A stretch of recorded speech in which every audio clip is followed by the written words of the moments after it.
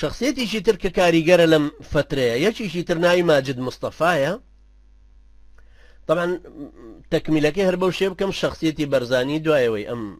بزوتنەوەی کرد دەسەڵاتی پیا بوو ئەم ناوچانەی گرت قووەتێکی و نفوزێکی زۆر باشی فراهەم هێنا دەنگێکی دایە و سەدایەکی گەورەی دروست کرد هەم لای ئینگلیزەکان هەم لای حکومەتی بەغدا و مەجلسی پەرلەمان لە بەغدا بڕیار درا یەکێکی کورد کە ناوی ماجد مستەفا بوو بنێرە لەگەڵ بارزانانی قسە بکە بۆی بگەنە ئیتیفاقی ئەم جارە بۆ ئەوەی تەحجیمی واتە حرەکەتی بەرزانی بۆ خۆی وا لێ بکەنەوە کە شتێکی شەخسی خۆیەتی یان عەشیرەتی خۆیەتی بۆی نەچێتە قاڵبێکی قەومیەوە دیسان خەڵکیی تری کورد لە دەوروبەری پێوەی بلکێ و گەورەتر ببێ. ئەم ماجد مستەفایش تەئسیرێکی لەلایەکەوە سلبی لەلایەکی ترەوە ئیجابی نسبی کەم طبعا ئەبینێ. ماجد مستەفا وەزیرە یەکێکە لەوانی کە پێوترەوە وەزیری دەولێ بیلا وەزارە طبعا ئەو کاتەوە مستەلاحانەش هەبوو وەکو ئێستاش کە بۆ هەندێک کەسیان داناوە وەزیرە بەڵام وەزارەتی نییە بێ چاوەڕێ بکە بزانێ چێ کورسیەکیە داتێ لەسەری دانیشە. بە هەر حاڵ ئەو لەگەڵ حکوومەتی نووری سەعیدا بێ دێ بۆ کوردستان لە کانونی 1944 ئەگاتە نەتیجەیەکی ئەوە کە ئەگەر بێت و زوو عیلاج نەکرێ کورد بە دەوری مەلا مستەفایە خۆیەگرێ. لەبەرەوە ئەو بارودۆخە ئابووریە قورسەی کە بەرزانیەکانی تیا ژیاوە هۆکارێکی گەورە بوو بۆ نزیک بوونەوەی هەمویان. ئەو ئیدارە خراپەی کە لەو ناوچەیە وەکو قەزا و ناحیە و هەروەها پۆلیس بردوێتی بەڕێوە گرانیەکی لە ناوچەکە دروست کردووە چونکە هەرچی گەنمێک کە حکومت ناردوێتی گەن و شەکرە و کاتە تەوزیع کرا هەرچی گەن و شەکرێکیش کە ناردوێتی بۆ ناوچەی بارزان لە قەزا و ناحەکان گیری خوارد و کۆمەڵی خەڵک بە واستە واستەکاری داویانە بەخۆیان نەگەێنراوە بەو عەشایرەت بەو خەڵکە عەشایریە ئەوەندەی تر ئەوانە زیاتر لە بەرزانی کۆبوونەتەوە کەەوە هەستیان پێ کردو مەحرومن بەو سیفەتەی خەڵکی ئەم ناوچەیەن مەحرومن بەو سیفەتەی کە کوردن. هەروەها دوورخستنەوەی پیا و ماقوڵانی بارزان و شێخی بارزان کە هەروەکو شێخی تەریقەش تەماشای کراوە بە قودسیەتێکی زۆرەوە دوورخستنەوەیان لەو ناوچانە بۆ مەدای چەندین ساڵی توولانی کە خەڵکی تروای لێ نەکراوە تووڕەبوونێکی زۆری لە ناوچەکەی دروست کردو و سۆزێکی دیسان بەرامبەر بە بارزانی وەکو عەشرەت بارزانی وەکو شێخ و تەریقەت و ئیمارەت بۆ دروست کردوون سۆزێکی باشتریان لە دەورە بۆ دروست بووت. لە لایەکی تریشەوە تەمەنە ئەمە هەمووی لە تەقریری ماجد مستەفایە ئیگاتێ لە لایەکی تریشەوە ئەڵێ نەموتەسەڕیفی مووسڵ نەموتەسەڕیفی هەولێر هیچیان ئەرکی ئەوەندەیان نەکێشاوە بڕۆنە ناوچەی بارزان علە لەقل ناوچەی بارزان ببینن کە شۆڕشەکەشی تایە دوای شۆڕشەکەش دوای بزوتنەوەکەش نەچوون لەبەرەوە خەڵک لەوێ هەمووی هەستیان پێ کردو کە حکومت درۆزنە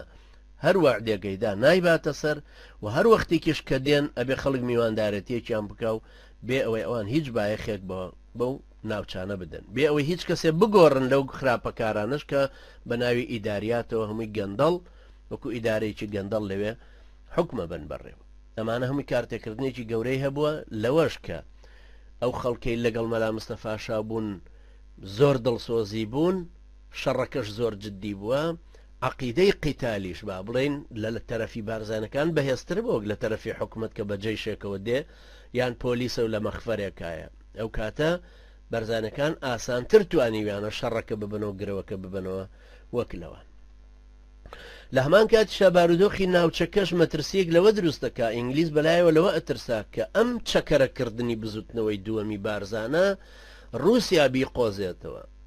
خاصەتەن کە لە هەندێک لە ڕۆژهەڵاتی کوردستانە با بڵێن لە دیوی ئێران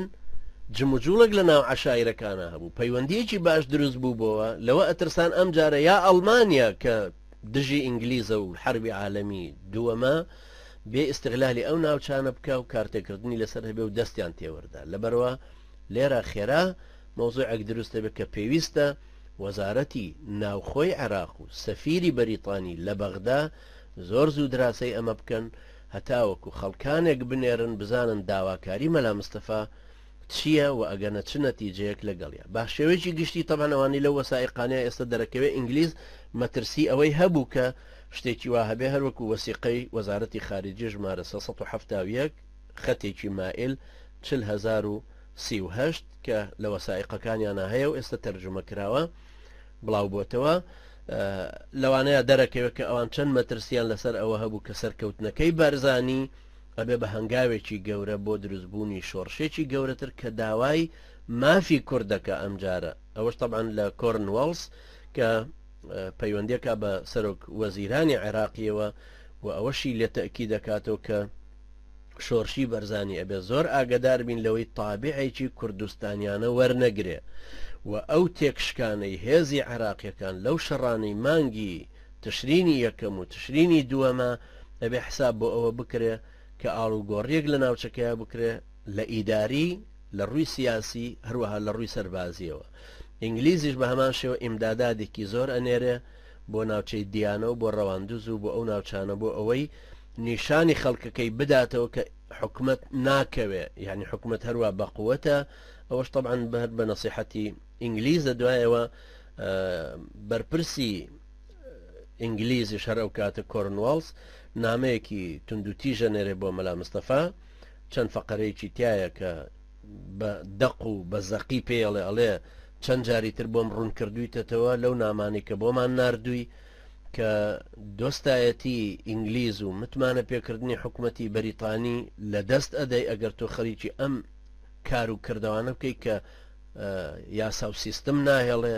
ئەمنیەتی ناوچەکە ناهێڵێ لەبەر ئەوە یان تەمەڕود بکەیت لە حکوومەتی عێراقی و ئەوانە پێویستە ئەو نەسیحەتانە بگریتە گوێ و لا قانونی نەجوڵیتەوە هەروەها بۆیە نووسێ پێڵێ ئەڵێ کاتی ئەوەش هاتووە کە هۆشداری ئەوەت بدەمێ حەزەری ئەوەت بدەمێ کە لەبەر ئەوەی ئێستا بەریتانیا مەشغوڵی مەجهودی جەنگی جیهانیەکەیە ناپەرژێتە سەر ئەوەی کە هەندێک کاروباری ناهەمواری تۆ هەیە یان لا قانونی تۆ هەیە چاوپۆشیشی لێ ناکرێ تایە بەردەوام بی لەبەرەوە هەر وەختێک کە عەفوی عامیشت ئەگەر بۆ دەرچوو یعنی کۆمەڵێک شت لەم بابەتانە عەفوی عامیشت بۆ دەرچووی ترە بێ زۆر مەمنون بی لەسەری ئەمەشیان تەمەن لە وەسیقەی وەزارەتی خارجی ژمارە 370 کە خەتێکی مائل 35,013 پاشان ژمارە 1218 دیسەمبەری 1943 21 دیسەمبەری 1943 کە بە ئینگلیزی لەبەردەستایە بەرزانی بە هەمان شێوە جوابێکی جوانەداتەوەڵێ ئێمە من ئامادەی هەموو حەلێکی ئاشتیانەم کە ببێ بە شەرتێک یەکەم لێبوردنێکی گشتی دەرکەن ئەو کەسانی زیندانن بەریاندەن ئەو کەسانی دوور خراونەتەوەکو عایلی بارزانەکان بهێنرێنەوە جێی خۆیان مەسئولی ناوچەی ئیداریەکەش خۆمان بین ئێمە خۆمان بیبین بەڕێوە پاشان ئەڵێ من فەرمانەکانی کۆرنوەڵسم پێ قبوڵە وەکو کە مناڵێک فەرمانی باوکێکی بەڕێزی قبوڵەکە بە هەمان شێو ئەوانی کە داوای لێکاتەوە یعنی لەگەڵ ئەو سەرکەوتنی ئەو بەدەستی هێناوە نایەوێت ئیسارەی زیاتریان بکاتەوە بۆی سەر لە نوێ ئەوەی کە بینای کردووە تەدمیر نەبێتەوە دیسان هەتاوکو ئەتوانە جارێکی تر عشرەتەکە بێنێتەوە جێی خۆی و قووەت و نفوزێکی بۆ دروست بێتەوە چونکە ئەزانەیە ناوچەکە هەر بە قووەت و نفوزی عشرەتەکەەوە دیسان بە قووەتە بێت ماجد مستەفا دێتەوە بۆ لای ئەم جارە بە وەفدی حکومت گۆڕانکاریەکی زۆر مهم لێرا ڕووەدا لەوەی کە بۆ یەکەم جارە تەشکیلاتی حکومت ئەبێ لە بەغدا سێ وەزیری کورد ئەنێن کە ئەو گومانی تیانێ کاریگەری بزوتنەوەکەی مەلا مستەفایە کە لە ناوچەی بارزان کردوێتی کاریگەریەکی گەورەی لەسەر حکومەتی عێراقی دروست کردووە کە سێ وەزارەت دروستکە بیدا بە کورد یەکێکیان وەزارەتی ناوخۆیە کە بەدەست کوردەکانەوە ئەوەش کاریگەریەکی گەورەیە ماجد مستەفا وەختێک کە دێتەوە ئەم جارە وەکو نوێنەری حکومەتی عێراقی دێ بۆ لای بەرزانی و قسەی لەگەڵاکە بەرزانی مزەکەرەیەکی ئەدات یاداشتێکی ئەداتێت کە وەسیقەیەکی تاریخی مهم و پەیپێبردنێکی گەورەی مەلا مستەفایە قۆناغێکە لە قۆناغی شێ مەحموود بەرەو پێشتر چووە من باوکم خوای گەورە باوکی ئەوش بپارێزێ باوکم عمری 87 ساڵە لە ضمنی ئەوانەی کە لە مێشکی هەرچەسپی بوو طبعا ئەو مەلایەکی تۆخ بوو یعنی هەر تەیدی مەلا مستەفایە کرد زۆر دژی جەلال تاڵەبانی بوو دائیمە ئەیود ئەیوب مەلا مستەفا پێشەوەی بگەڕێتەوە شێخ مەحموود هەردوو ئای بەسەرا خوێندووە هەردوو ئای بەسەرا خوێندووە و توێتی خوایەوەی من پێم نەکرا ئەم پێی بکرێ جاوە تەمان هێچێکە لە ڕیوایەتی کوردی کە هێچێ گومانی باشیان بۆ برد ئەنواع وەشکال شتی بۆ دروستەکەن بە هەر حاڵ بۆ خۆی وەکو سیرەی تاریخی و قۆناغەکانیش وا دێنەوە بەرزانی بۆ خۆی ئەو فترەی ئەو قۆناغە لە مەتالیبەکانیشی دیارە کە وەکو تەجروبەی شێخ مەحموود چۆتە پێشووتر بەرزانی کە مزەکەرەکەدا بە ماجد مستەفا بەم شێوەیە نقطەی یەکەم دروستکردنی ویلایەتێکی کوردستانی کە سێ لیوا کوردەکەی تیابێ کەرکووک و سلێمانی و هەولێر زائیدەن ئەو قەزا و ناحیانەی مووسڵ کە کوردیان تایە و هەمووشیان لەلایەنی وەزیرێکی کوردیەوە بەڕێوە بچێ یعنی ئەو کەسەی بێ بە سەرۆکی هەرێمی کوردستانەکەش ئەوە فەهمەی بەرزانی لەو ساڵی 1943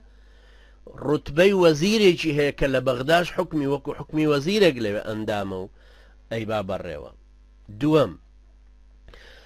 تەعینکردنی یاریدەدەری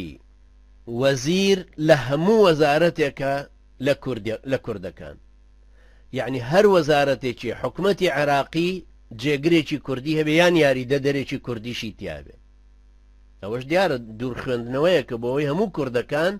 فێری ئیدارەی وەزارەتەکانە بنەوە بۆ نمونە وەزارەتی زەراعە لە بەغدایە گەر کوردێک نائیبی بوو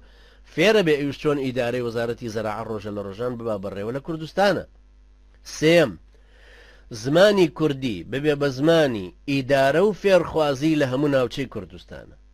لە هەموو ناوچەی کوردیە تەمان ئەو واڵێ لە بەرامبەریشە هەرچی تەوەرە باسەکانی بەرگری و کاروباری سەربازی و دارایی و پەیوەندی دەرەوە ئەبێ بە تایبەتمەندێتی دەسەڵاتداری مەرکەزی لە بەغدا پێنجەم هێنانەوەی هەرچی کەسێک کە دوور خراوەتەوە بەهۆی نائاسایەتی ناوچەکەوە و هەر کەسێک زیانی لێکەوتووە تەعویزی بدرێتەوە ئازادکردنی هەموو ئەو کەسانەش کە گیراون دەرکردنی عەفو عامیش بۆ هەموو کەسێ ئەمە شتێکی زۆر گەورەیە یعنی لە حوتی کانونی 1944 دوای ئەو شۆر دوای ئەو بزوتنەوەی دوای سەرکەوتن دوای گرتنی ناوچەکە دوایەوەی لەو مەحروم بوون و فەقیرەتی و ڕەش و ڕوتیە مدەی ساڵی نەبردووە هاتۆتەوە بۆتەوە بۆ قووەت و نفوزەی کە سەر لە نوێ ئەم مەتالیبە کوردیانە ئەداتەوە لەبەرەوە هی ئەوە نییە ڕێگا بدەین خەڵکێک بەرزانی بچووک کاتەوە لەو فترەیە بڵێ بۆ شخصیەتی خۆی وا کردووە یان بڵێ بۆ عەشرەتەکەی خۆی وا کردووە ئەمە ئافاقی کابرا دەرەخا کە شخصیەتێکی وەها چۆن ئەم کاریگەریەی لەسەر ئەوە هەبووە لەو فترەی 1940 کە باسیەکەین و ئەمە تالیبانی ئێستا ئەو بەرزانی داوای کردووە لەو کاتە ئێستاش نە مەسعود بەرزانی نەجەلال تاڵەبانی وەکو کورد داوای ئەو مەتالیبانیان لە بەغدا نەکردوتەوە کە ئەوە 1940 بۆ ئێستا ئێمە لە 2007 64 ساڵی بەسەرە تێپەڕ و ئەوەش نییە بڵێ واقعی نییە قسەکان ئەو زەمانە واقعی نەبوو یعنی ئەو زەمانە گەر قیاسی کەینەوە شتێکی واقعی نەبوو بەرزانیەک لێرە بەس مەخفەرەکانی گرتووە و ئەو خەڵکەی دەستکەوتووە شتێکی وا دروست بوو هێشتا ناوچەییە بەڵام مەتالیبی وا گەورە تەقدیم کاکە لە بەغداژە بێ نائیب وەزیرەکان کورد بن کەچی ئێستا خەڵکێ بە شەرمەوە داوای بەسیترین شە دەکاتەوە هی کەرکووک کە بەرزانی ئەو زەمانە کەرکووکی لە ڕیزاداناوە ئەو زەمانە ژوانە بێ نەوتی تیا کەشف نەبوو بێ لەبەرەوە زۆر ضروریە ئێمە کە دراسەی شخصیاتی کوردی خۆمانەکەینەوە تاریخی کوردی خۆمانەکەین وەکو ئەهلی ئیسلام کە دراسەیەکەینەوە ئەو فاصڵەی عەلەمانیەت بۆی دروست کردوین و ئەوێ ئێمە بباتەوە بەرەو میدیا و کەی خسرەوە کە هیچی لێ نازانین خۆشمان هەڵپەڕین بۆ کاوەی ئاسنگەر و دوایی بۆمان ڕوونکەنەوە بڵێن وڵا کاوە جاش بوو ئاسنگەرە زوحاک کورد بوو بمان هێنەوە ژێر سفر لە کاتێکا لەم لاوە ئێمە بە درخانی خۆمان و شێخ عوبەیدوڵڵای نەهری و عەبدولسەلامی بارزانی و مەلا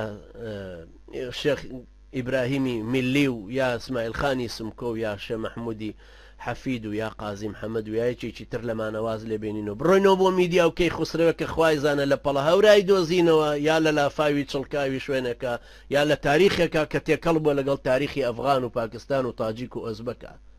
یان هەر شتێکی وەهمە بۆ ئەم خەڵکە دروست کراوە ئێمە کوڕی میدیا و کەی خسرەوین سەیرەوەی کە مەلای عەمامە بەسەریش لە کوردستان دیفاعی لێکاڵێ بەڵێ میدیاوا بوو کەی خسرە وا بوو ئەوە بەڕاستی حاڵی نەبوونە یان قبولبوونی چاواشەکاریەکە کە بگەڕێنەوە بۆ ئێمە سەیری ئەوەکەینەوە کە ئەو نانە ئەمڕۆ لەخواانە ئێستا ئێمە ئیمتیدادی ئەو تاریخین کە ئێستا باسیەکەینەوە ئەمە 150 ساڵە ئیمتیدادێکی بەردەوامە لە سیاقی یەکترین قۆناغەکان یەک بەیەک هاتوونەتە پێش ئەمە تەڵەن خاڵێکی گەورەیە پاشان لێرە ماجد مستەفا هەندێشت کە نەقلەکاتەوە بۆ حکومەت بەو شێوەی هی بارزانی نەقلی ناکاتەوە ئەوە ژێکێکە لە ناپاکی ئەو کە کەسانێک لەو سەردەمانەیە ویستویانە وەکومەڕی جێژ لە هەموو لایەک بخۆن بە تایبەتی کە ماجد مستەفایەکێک کە لەوانی کە مەشهور بووە بەوەی کە زمانی بەدە خبرەی لە نیفاقا هەیە باپیریشی لە سلەیمانی لەسەر دوو زمانی زمانیان بڕیوە ئەوەش بۆ خۆی لە خۆیان شتێکە کە بەرزانی نەیتوانی احتیمات کاتە سەر ئەو جۆرە کەسانە بۆ خۆشی نامەکانی نووسیوە بەهەرحاڵ ماجد مستەفا ئەوەی ئیعلام بکات لە لای حکومەت یا هەروەها لای ئینگلیزەکان کە بەرزانیە گەر عەفوویەکی عامی بۆ دەرچە زۆر شە دەڵێت تەمەن زۆر خراپە کە لە لێکۆڵینەوەی کاتەوانە سەهی ئەو هەموو تەفسیلە نییە باسی بکەمەوە تەقریرێکە نێرێ زۆر شتی وا باسەکە کە زۆر ئیشەکە بچووکە کاتەوە لە کاتێکا کە بەڕاستی بەرزانی زۆر بە قووەتەوە باسی ئەوەی کردووە